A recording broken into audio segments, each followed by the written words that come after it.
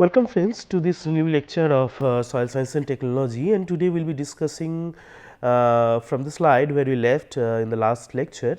So, in the last lecture we started discussing about soil consistency, and I told you that soil consistency is the ease with which we can mold or reshape soil to any shape, and soil consistency is basically the manifestation of soil cohesive and adhesive forces, and this wet soil consistency is basically expressed in terms of either stickiness or plasticity. And in the last lecture I have discussed about different stickiness classes, starting from very sticky to moderately sticky and highly sticky and low and less sticky and all these things. So, today we will discuss about the plasticity. Now, plasticity, the definition of plasticity is the degree to which the puddled or reworked soil can be permanently deformed without rupturing. So, it is an importance that the soil cannot be ruptured, and basically we evaluate this thing by forming a 4 centimeter long wear of soil at a water content where maximum plasticity is expressed. So, let us see what are the different plasticity indices. So, this is called Atterberg limits, and in this Atterberg limits we can see we are seeing the plasticity be changing in the plasticity behavior of soil with increasing moisture content. So, you see that here we could you can see there are 5 different steps, 5 different stages or states I would say.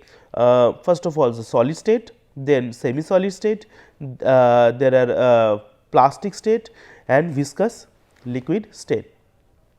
So, as we are moving from dry soil to very wet soil, the state of the soil is continuously changing, and accordingly there are different limits which are So, there are 4 different limits you can see, starting from dry limit and then shrinkage limit and then plastic limit and finally liquid limit. So, let us discuss them one by one.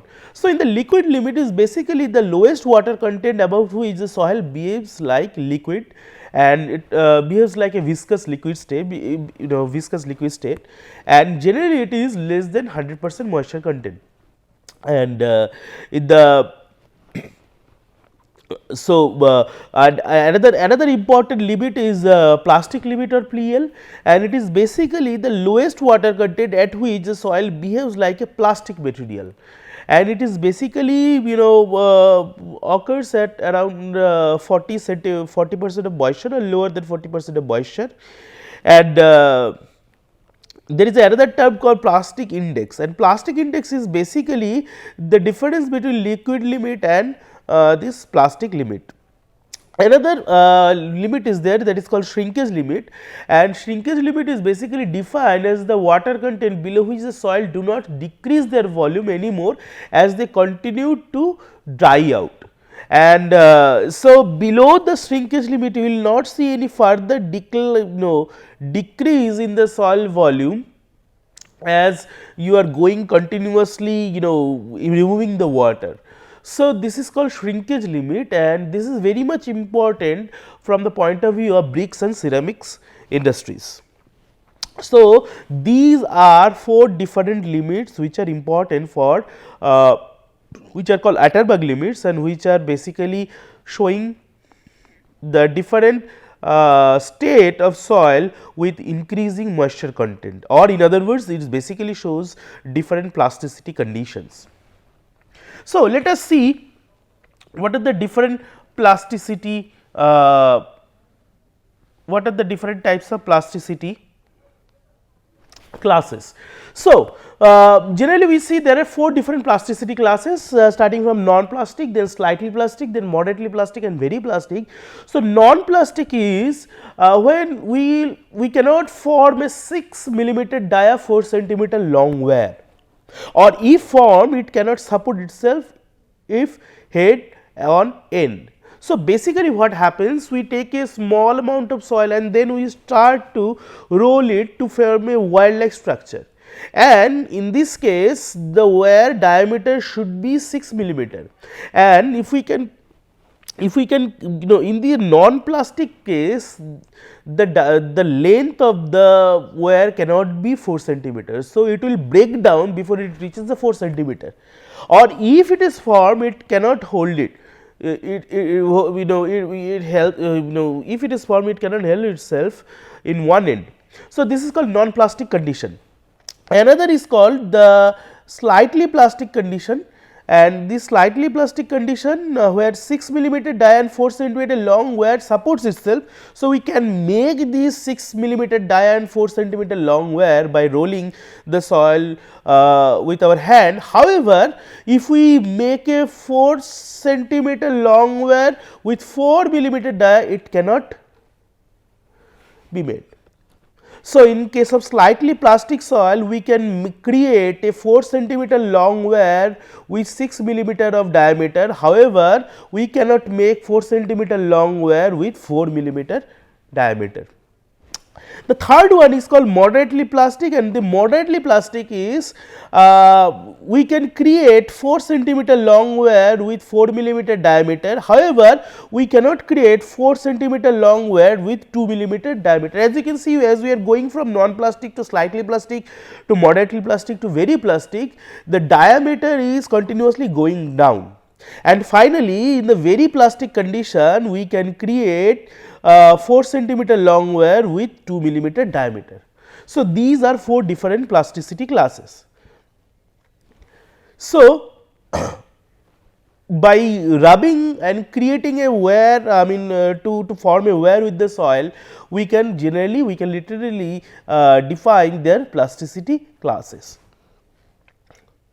So, by this we have completed this soil porosity and consistency lecture, and hope you have learned something new, and we will be we will be discussing several numerical problems of this porosity, regarding porosity and other soil bulk density and soil particle density in the coming lectures. So, let us let us wrap up this porosity and plus soil consistency lecture here, and let us start a very important topic today, that is called soil water. It is a very important topic as far as the soil is concerned. So, in the we'll first try to give you an idea about soil and its important properties as far as the soil water and its different interaction is concerned, and then we will talk about the soil water energy concept, and then we will try to talk about different different ways to measure the soil water content. So, let us start with the soil water. Why we need to why we need to learn about soil water? Well, soil water is extremely important for soil physical, chemical and biological process. As you know, water is a very important physical force for creating physical weathering, and also it creates it is an indispensable for chemical and biological weathering, and also for sustaining different microorganisms and macroorganisms into the soil. Also, water is very much important for weathering of the minerals and decomposition of soil organic matter. So, without water, the weathering of the minerals and decomposition of organic matter cannot be achieved. So, in the soil water shows some bizarre characteristics. For example, you can see the soil water can flow up as well as down, and also plant may wilt and die in soil whose profile contains a million kilograms of water in 1 hectare. So, this is another bizarre characteristics of soil water. And thirdly, you will see a layer of sand or gravel in a soil profile may actually inhibit drainage rather than enhance it. So, these are some bizarre characteristics of soil water, and we will discuss their discuss their reasons later on. Another importance of soil water is the soil water interaction influences water loss by leaching as well as water loss by leaching. Then leaching is the downward movement of salts through the soil solution, and then surface runoff. ET is basically evapotranspiration,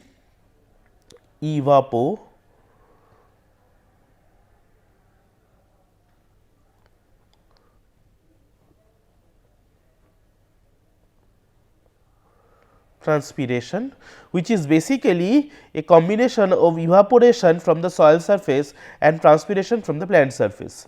So, evapotranspiration, and also air and water balance in soil pores, we will discuss that later on, and the rate of change in soil temperature, and the rate and kind of metabolism of soil organisms, and capacity of soil to store and provide water for plant growth. So, these are very much the soil water interaction influences all these important processes. So, let us see how soil, the structure of water and their important properties. So, if you see, there is a two dimensional structure of soil water, and it is a two dimensional representation of soil water, soil water molecule rather I would say, showing a large oxygen atom and two much smaller hydrogen atoms. So, you can see here the HOH angle is 105 degree.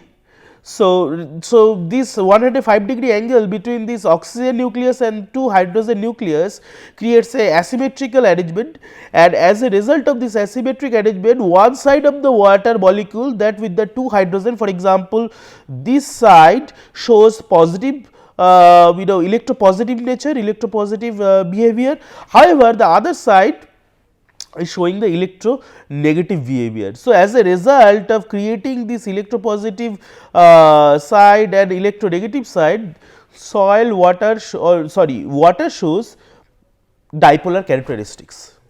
So, this is the asymmetrical structure which is responsible for polarity of water. All right. So, the important properties, as we discussed the important properties of the soil polarity is very much important, and also the second important is hydrogen bonding. Now, what is hydrogen bonding? Hydrogen bonding is a bond, a bond which forms between the hydrogen atom of one water molecule and oxygen atom of a neighboring water molecule. So, you can see that the hydrogen atom of one water molecule is attracted to the oxygen end of the neighboring water molecule, and all this occurs due to the asymmetric arrangement of soil water molecule, asymmetric arrangement of water molecule, and as a result dipole nature of the water molecule. So, thereby forming a low energy bond. So, this is called hydrogen bonding, and remember that this is a low energy bond, and low energy bond between two molecules, and these hydrogen bonding is responsible for polymerization of water, because all these water molecules clustered among themselves, clustered by using different hydrogen bond. So, this is responsible for polymerization of water molecules. Another important property of soil is hydration. Now, you know that cations such as H plus, sodium, potassium and calcium becomes hydrated through their attraction to the oxygen or negative end. So, since these are positively charged cations, these cations will attract to this negative side of the water molecule. They will attract to the negative side of negative end of the water molecule rather, and then negatively charged clay surface attract water with and this time through the hydrogen end of the molecule. So, the hydrogen end of the molecule is positive electropositive, and it is get attracted to the negatively charged clay surfaces, and we will discuss how this negative charge develop in the clay surfaces later on. So, as a result of this attraction also, these water molecule get absorbed over the clay surfaces, and so the third important aspect is of hydration is due to this polarity nature of the water molecule. When there is a when there is a salt present, the salt easily dissociate or dissolutes within the water due to polarity nature of the water, because soil basically contains some cations and anions, the cations will be attracted to the electronegative end, that is this end, and the anions will be attracted to this electropositive end, thereby dissoluting in the water. So, this is responsible for hydration. So,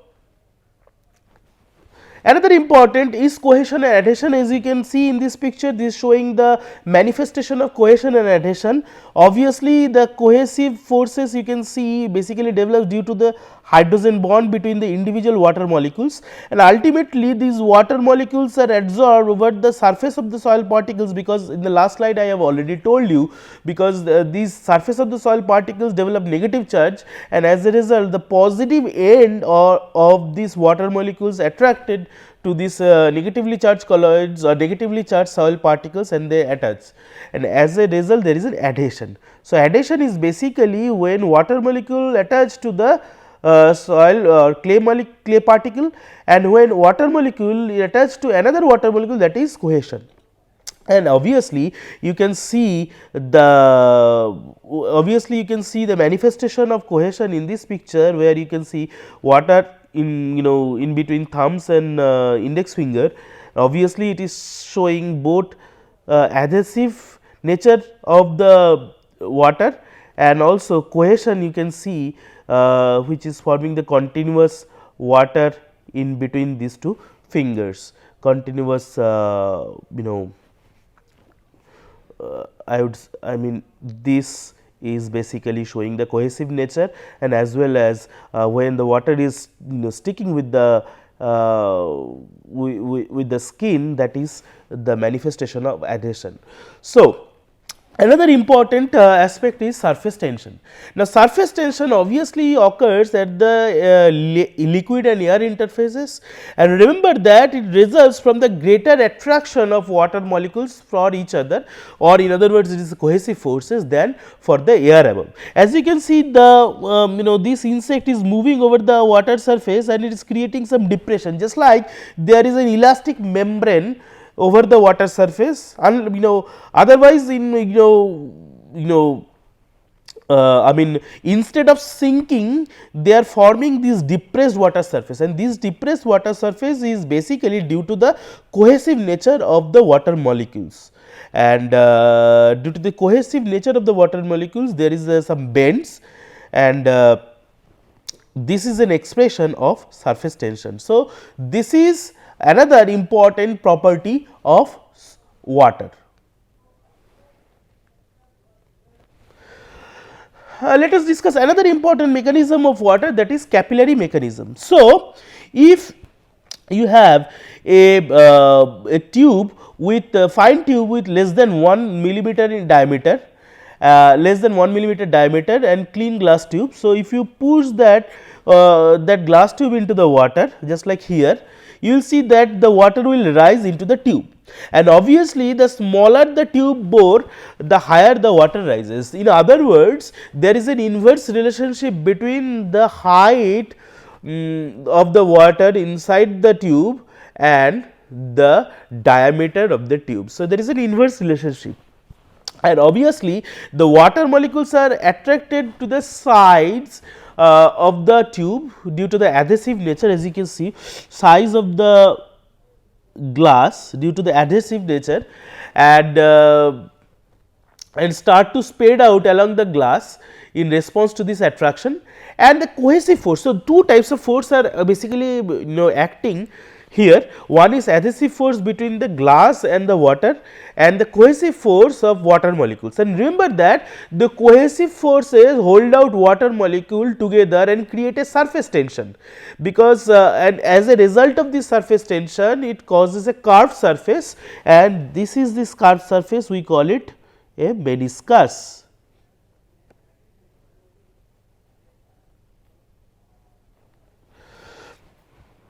And this curved surface is called meniscus.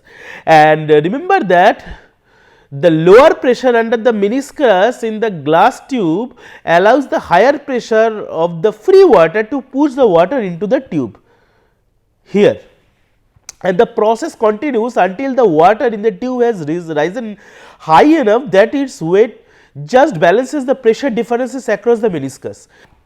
This is called the capillary.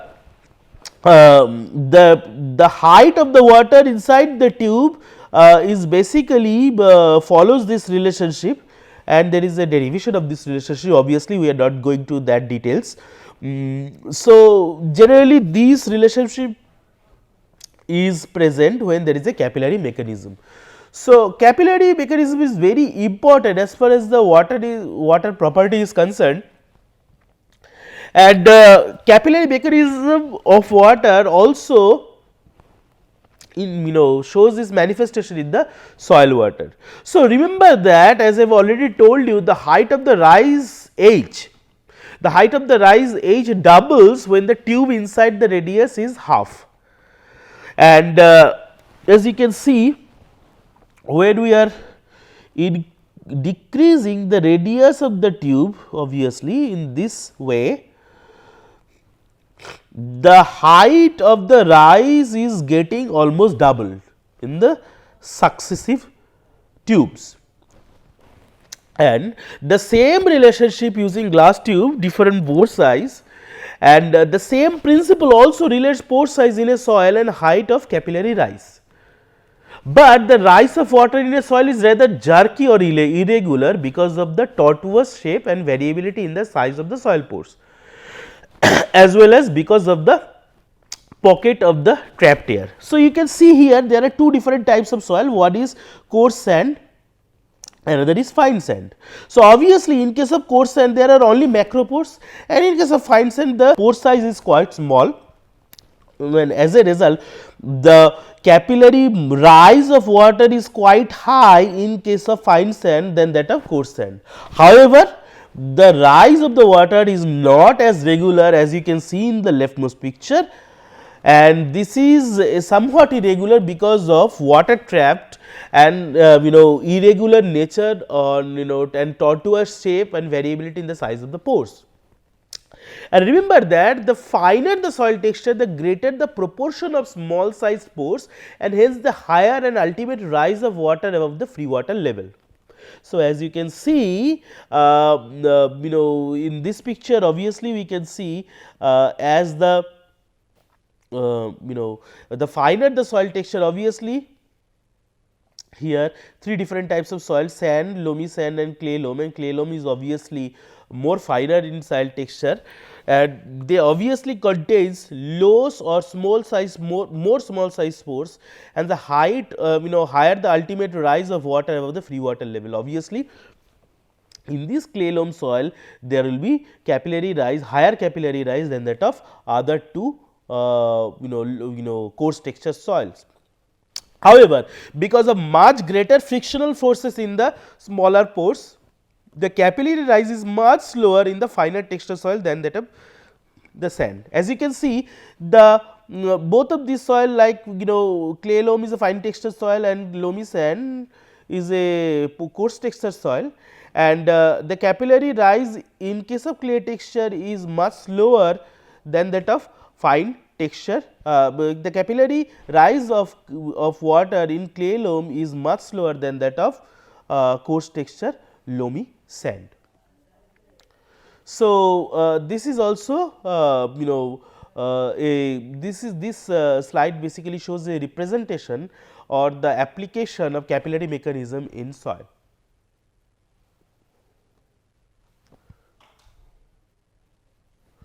So, capillary movement in soil water can be occur in both direction.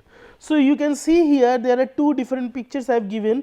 One is surface runoff collection basin, you can see here, and in this surface runoff collection basin, obviously you can see the water is moving, or capillary water is moving both in horizontal direction and in vertical direction, and in this stream bank obviously water is moving through capillarity in a vertical direction. So, that implies that the capillary movement of soil water can be in both directions.